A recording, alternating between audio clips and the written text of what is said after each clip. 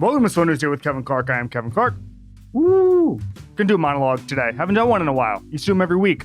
Zoom culture made us all soft. Don't do a monologue every week. Paul Finebaum's on the show this week. Someone whose work I consume as much as anybody. He is amazing at what he does. I'm so happy he's here.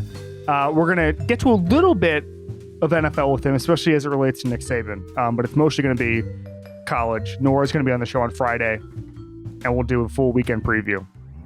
But I do want to focus on college today, and the playoff kicks off this week.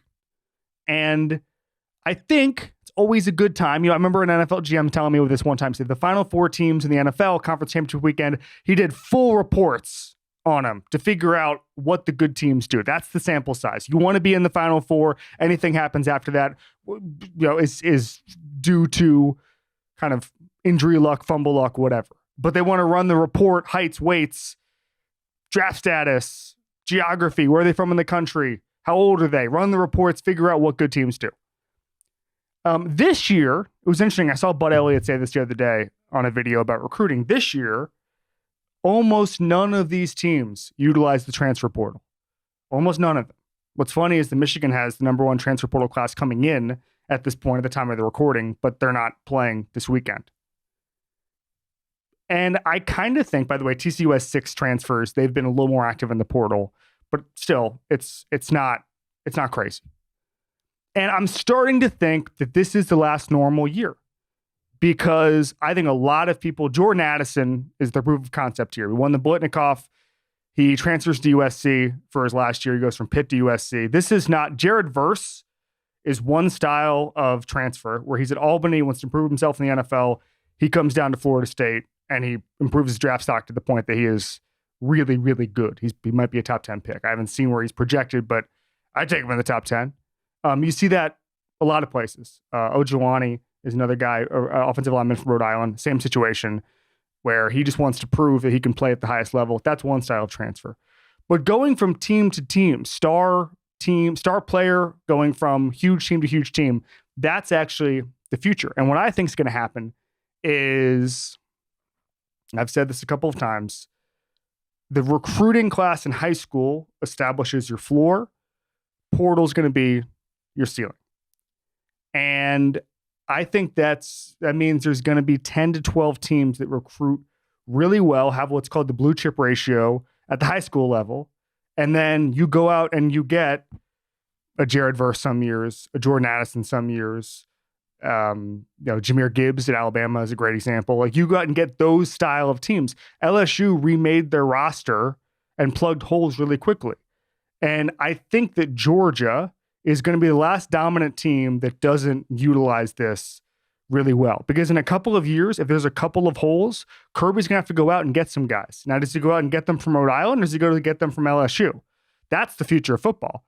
Is there a booster who's willing to give an LSU cornerback $1 million to come over to Athens? That's the future of football. But it's going to change the entire tone of the sport. I was in Blacksburg, Virginia in October. And one of life's little mysteries is that I believe the human body in America has evolved to the point that light beers consumed during afternoon football games, Saturday or Sunday, just don't count towards hangovers. Just don't count. Never been hungover on a Sunday after pounding Bud Lights on a Saturday. Can't explain it.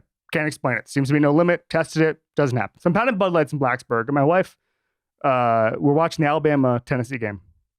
And there's guys paying money, because you can do that now, paying money in the jukebox to get their song first, to sing Rocky Top. And everybody's going crazy that Tennessee might beat Alabama. And my wife leans over to me and she says, I have a weird question. Why does everybody hate Alabama? She just went to Northwestern, She's like, why? We're in Blacksburg, Virginia, 2 ACC schools.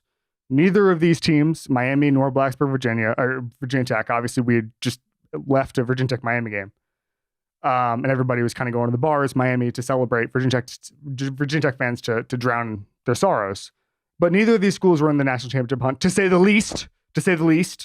So why is everybody all upset at Alabama constantly? Why does everybody instinctively know to root for Tennessee? And the reason, I think, is because there's a standard that's set. I call it maybe like the campus bookstore standard, because sometimes you go in to like a bookstore in Chapel Hill or Raleigh or whatever, and there's a photo of the team beating Florida State or the team beating Miami. Or I remember I was in East Lansing one time. They had a big old Michigan State picture beating Michigan, the Spartan Bob game, right? And Michigan's not at that level, but I'm saying that Florida State of the 90s, Miami of the early 2000s, USC after that, you get to a dominant point where you remember where you were, not only when those teams lost, but when they almost lost. Like everybody gathers around. It becomes a cultural event. And one thing I think is going to happen is that there's going to be no heir apparent to Alabama. Not even Georgia is going to be able to do it.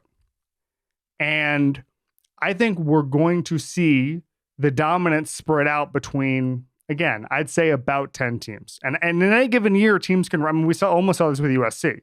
In any given year, it's not going to take much. But I think that this is the new reality. And I think that a lot of the problems, quote unquote problems with NIL are actually just transfer portal problems. That's what Lane Kiffin's talking about when he's saying free agency's coming to football. By the way, Lane Kiffin complained about it and then had the second best transfer class in college football last year. So who's using free agency now, Lane? And so I think it's going to be fascinating to see what happens in next year's playoffs, which, by the way, are still the 14 playoff. And then the year after that is the 12-team playoff. College football is never going to be the same again. I'm intrigued by that. That's good. That's good. I was talking to one of my editors the other day, and I was saying the ground is constantly shifting under the feet of college football in a way that is compelling. It's good. It doesn't mean it's going to be worse. It just means the things we know, which is that there's a team, once Nick Saban retires, that everybody gathers around the TV when they start to lose. We're going to lose that. But what are we going to get? Maybe 5 times that in just the experiences just below that, which is a USC team might be on the ropes. Well, it won't be a cultural event like Alabama, but it's going to be close. LSU with Brian Kelly, who I think, by the way, I was looking at the rosters and the guys they're returning, a legitimate national championship contender next year. Next year. Not 3 years from now, next year. So anyway, that's my take on college football. I just wanted to give a monologue before we get to Finebaum. Here he is. All right, Paul Finebaum, host of the Paul Finebaum Show. He's on the SEC Network. He's on ESPN. He just did Christmas in New York, which I'm jealous of because I'm 30 minutes north of the city and I didn't get to do Christmas in New York. What's going on, Paul? Kevin, I'm doing great. Yeah, all my family's from New York, but me. So when I get up there, I get into New York mode. My wife's from the South, and I always tell her, don't stare. And she, oh wow, look at that building. There's the I said, no. But we did. Yeah, it was fine. It was. I think we were in the park on Saturday morning, wind chill about 9, 10 below, but no complaints compared to what everybody else was going through. My wife is from New York. I'm from Florida. And when she comes to Florida, I have to tell her, don't stare. Don't stare. Don't stare at the Floridians, the weird people on the beach. Why are they not wearing a shirt? I don't know. Don't look at them. It's fine. It's geography. It's America. We love it. Exactly. Let's start here. Playoffs coming up.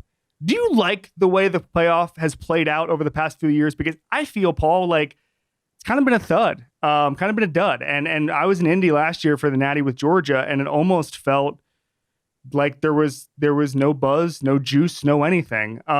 Is the 12-team playoff going to help this? And how would you process, I guess, the last decade of 14 playoffs? Kevin, it can't get any worse. And I mean, I can't believe that I'm about to say that I like the BCS better, but I did. Yeah. For some reason, it just seemed more dramatic. The semifinals are always bad. Now, whatever happens Saturday happens, but you go back and they're in the history since 2014, there have been maybe 2 or 3 good games. One went to overtime. Mostly they've been a disaster. Thanks primarily to Oklahoma. They've been part of a couple of blowouts.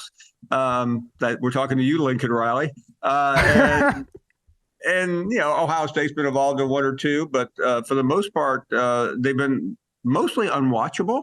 Notre Dame's participated. So in the championship games have been better, but semifinals, whatever day the semifinal is, and this year it's on New Year's Eve, and it's been there a couple of times, has been, I mean, I have sat through some Alabama-Washington games that were unwatchable.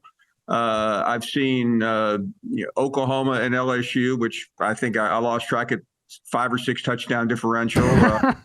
Oklahoma, Alabama, which, maybe the score was better. I mean, there have been some just bad games. Yeah, and I hope that I understand there's only going to be, and maybe the portal NIL changes this and expands it to 5 or 6 teams, but there's usually only 2 teams worth playing for a championship in a given year. And sure, you have 2004 Auburn, and you want those teams to have a chance, but 4 teams is normally 1 or 2 teams too many. So I agree with you, the BCS. I always felt like maybe the best solution would have been a +1 where you play the traditional geographic bowls, Orange Bowl, play the Rose Bowl, Big Ten versus Pac-12, and then after that say, okay, these 2 teams deserve to play. That to me would have always been, it feels like we've lost a bigness in the championship round, I guess, in January, because it just doesn't feel like the traditions are there. It doesn't feel like the heavyweight Goliaths are going. I mean, I think about Brian Curtis and I were just talking about this, about the Texas-Alabama game a few years ago where Colt McCoy gets hurt. Like, that to me felt like the last big cultural college football event, because we knew the teams, we knew the brand, we knew the stadium, and it just feels like it's gotten lost a little bit, Paul. It has. I mean, I don't know where it's going, but you're right. I mean, that week in Pasadena, it was, the Texas Longhorns, behaving like they were superior to us redneck Alabamians. I lived in Alabama at the time. I mentioned that. I don't live there anymore. Making fun of us for thinking that the Beverly Hills Hotel was actually a motel that you checked in for a third-rate romance. And by the way, there've been a few there, yeah. After that, I mean, you had this. There's just been some. Even the BCS, you had the weirdness of the Auburn, Oregon game. That was Cam Newton. Even I will say that in Miami, the Notre Dame Alabama game in 12, it felt great until this moment on the field that night. There was an NFL scout walking past me about an hour before the game, and he said, "Look," he was just like, I don't know if he knew me or not, but he said, "Can you believe that?" I said, "Believe what?" He said, "This is going to be a blowout." I said, "What are you talking about?" He said you could fit about 4 of those Notre Dame linemen into one Alabama lineman, and right then, I mean, the physicality differential was off the charts, and you just get so many weird games, and I don't know what we'll get with the playoffs, but I will say college football is broken to a point where it had to just say, you know what, we don't understand how to do this. Let's rip off the NFL and hope it gets better. Actually, it can't. You're right. College football saying we don't understand how to do this is a good thing. Like, just say, you know what, we're going to stop fixing our own problems. We're just going to outsource it. It's going to be fine. So I like when someone's on the show, I like to do some research, reach out to people who know them. I've been told there's 2 things I want to talk about. Number 1, you are a massive 70s rock fan. Massive. We're talking Elton John, Steely Dan. Older sister takes you to a Crosby, Stills, Nash, and Young show as your first concert. Take us through it. Yeah, it was. I think I was about to go to college, and I mean, I did all the crazy stuff high school students did, but I was not into drugs. My mother, I had a single mom. She just warned me off that. I saw friends get busted, and so I stayed out of it. So I go to the concert in it was 1974. It was a stadium tour, and I'm with my older sister and all her college age friends. And there's Neil Young, my favorite, crooning Ohio, and Don't Let It Bring Me Down, Down by the River, Old Man. All of a sudden, the guy next to me hands me a joint, and I didn't want to say what is this because I knew it. But I just did what everybody else did, smoked it. I know I guess the statute of limitations in Tennessee is up. But that was my introduction. And by the way, I will tell you, I love Crosby, Stills, Nash and Young before the joint. They were out of this world afterwards. I'm surprised during the Derek Dooley era, any of this stuff, they could have gotten you on these charges. The Tennessee Highway Patrol could have come and gotten you. Yeah. I think in the South, I'm still not sure you can smoke pot legally, but it was. I went to Tennessee after that. It was a crazy time there. The coach got fired not long, about 2 years into it, and then I go to Alabama and catch the end of Bear Bryant 40 years ago this week, in fact. I have a question that I think you're uniquely positioned to answer because I've heard him talk about it, but I'd like your perspective on it. Why didn't Nick Saban work at the NFL level? And if he had stuck with it, could he have worked at the NFL level? I think he could have. It's the endless age-old argument of that he claims. I say that he claims he wanted Drew Brees, and his doctors wouldn't let him draft him, and he ended up with Dante Culpepper. It's not a fair trade. One's heading to Canton. I don't know where Dante Culpepper is right now or care. I saw him in Orlando a couple of years ago. He has a very nice car, so everybody worked out for everybody. Good for him. He was at the mall. And ultimately, I think he would have been successful. I think Saban's built like that, but he didn't really have patience for the pro game. Yeah. And he got along with Wayne Huizenga, the owner at the time, but his wife Terry missed being the house mom, having all the players over. I don't think Saban's dictatorial style worked very well either. It worked for Belichick because he had Tom Brady. I think we're now learning that, aren't we? Yeah, I mean that's a fascinating thing. And the quotes he gave a couple of years ago were that Saban's quotes were that he wanted to control his own destiny, and he realized there were things that you can do that maximize. If you are disciplined and work hard at the college level, you'll be rewarded for it. If you do the exact same things at the NFL level, and you don't have a quarterback and you miss on a couple draft picks, it's over. You can't replace them. It's whatever. I've always found that fascinating that he's just, maybe his personality's not wired for it, but I agree with you. He would have figured it out if he had stayed a decade, if somebody would let him stay a decade. And what's interesting too, Kevin, he loved his LSU experience. Yeah. He still has friends that he's close to there. He had business relationships. Alabama's more, I don't care what he says. I'll tell you what I think. I think Alabama is more of a mercenary job. I mean, he went there to win, didn't care. He was not. It was. I'm not going to be. I'm not going to. But I always felt like he carried a torch. And I had this wild fantasy one day that they would fire Les Miles, which obviously wasn't the fantasy. But I was. Again, I'm doing a talk show in Birmingham. Sure. And fire Miles, and Saban would leave Alabama to go back to LSU. And I thought that would be the greatest meltdown in the history of our show. It never happened, obviously. He just won so quickly there, so efficiently. Some people thought he might try the NFL one more time, but he never stopped winning long enough for him to consider leaving.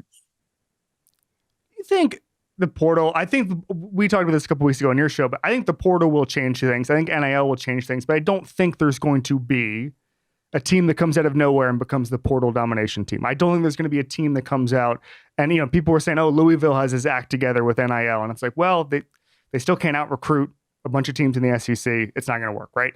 They'll get better, but they won't get into rarefied air. Coaches don't like it. And I even saw like Matt Rule's coming out against it. Jimbo Fisher came out against it. Jimbo Fisher, brother, you got to be kidding me, man. We know we can see you. We can see you, Jimbo. But you can, I do this at the NFL level all the time. You can dine out for as long as you want on things coaches don't like because they hate change. They like extensions and company cars. Those are the two things coaches like. They dislike anything else to be labeled a distraction, right?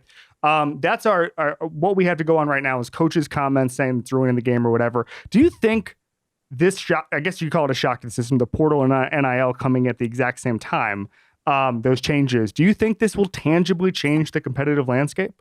It could. I don't think NIL will because all the top schools have figured it out. They didn't figure it out the first year when Jimbo Fisher figured it out, but they. I mean, look at Nick Saban. He's had one of his best recruiting classes ever. I mean, it was a scorched earth.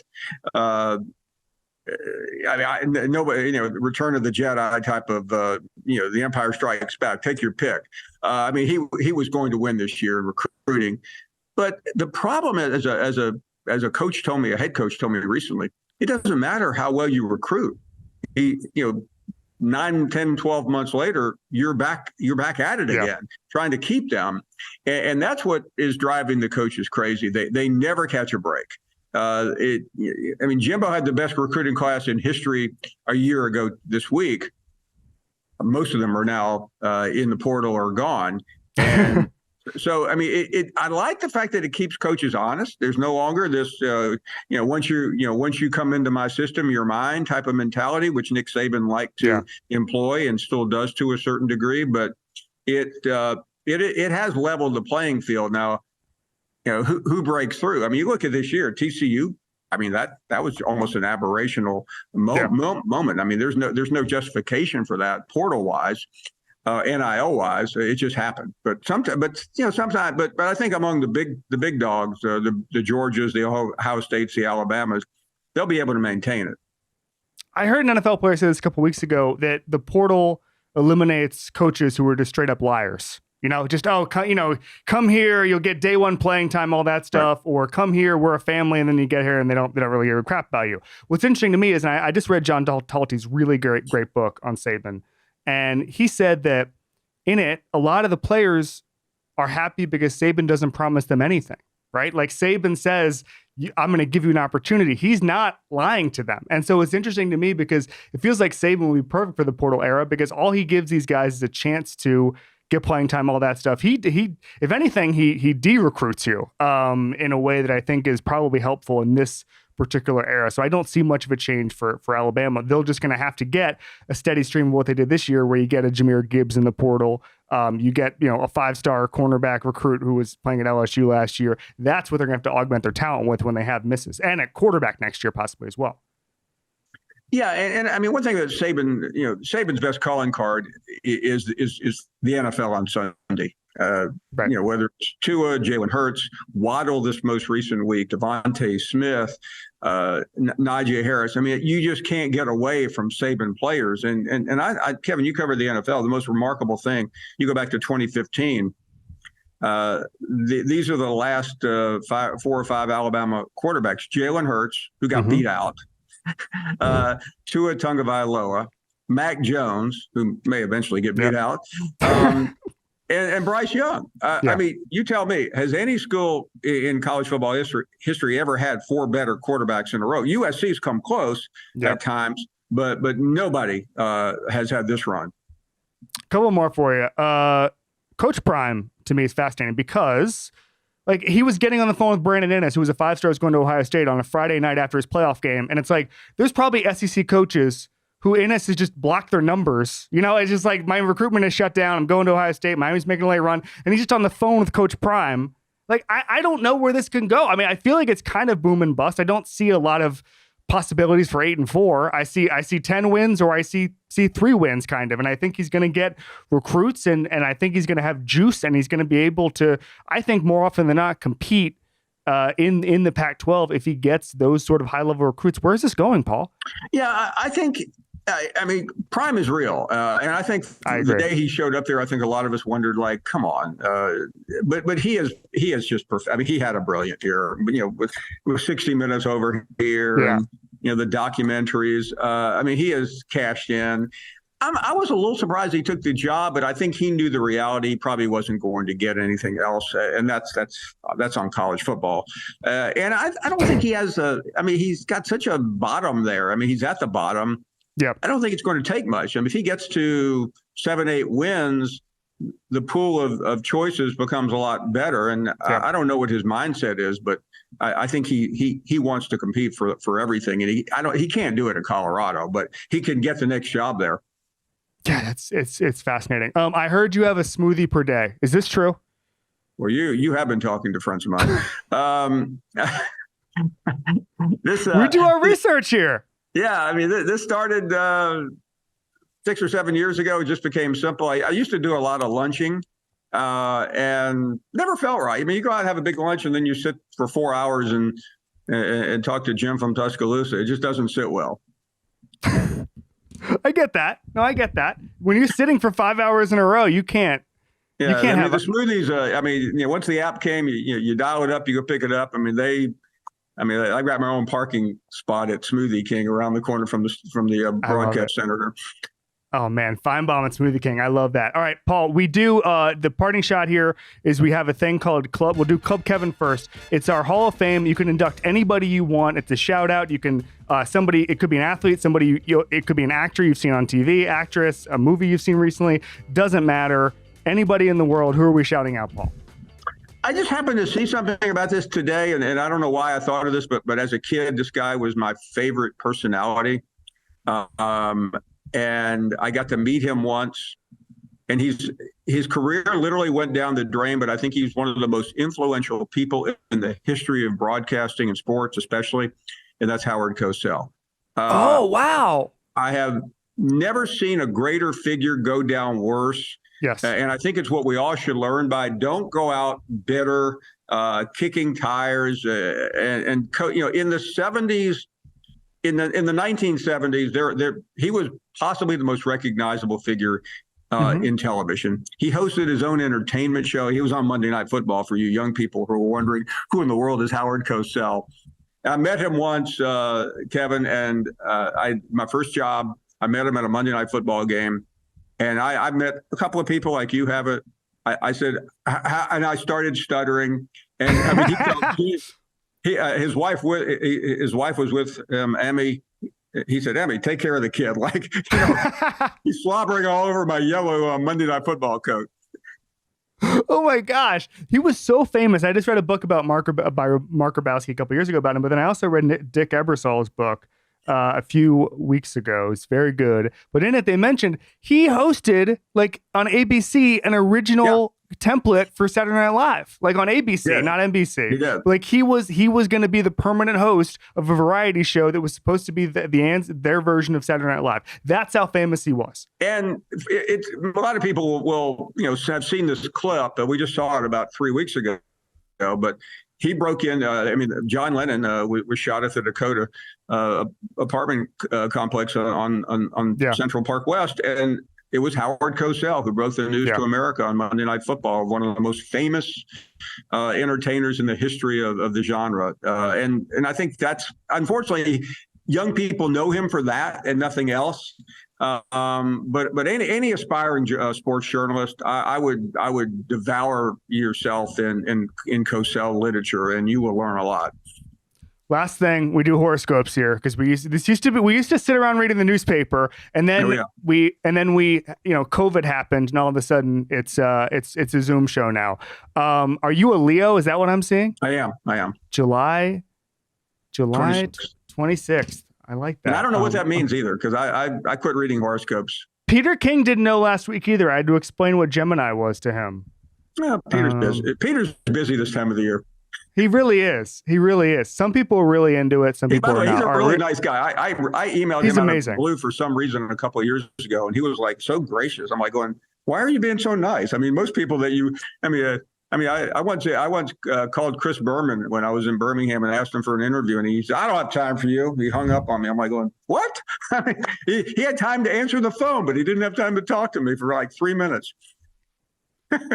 All right, let's get to the horoscope here. Leo, December 27th. Maybe you don't want to be the belle of the ball. Maybe you don't want to air kiss your way through the night. Maybe you want to stay indoors and enjoy quality time with your besties. That's your best friends, and that's okay. Accept where you are today and embrace the joy of missing out in a way you never have before. So it's telling you to stay indoors, Paul. You know what? I'll take my chances with a fortune cookie at a Chinese restaurant over that.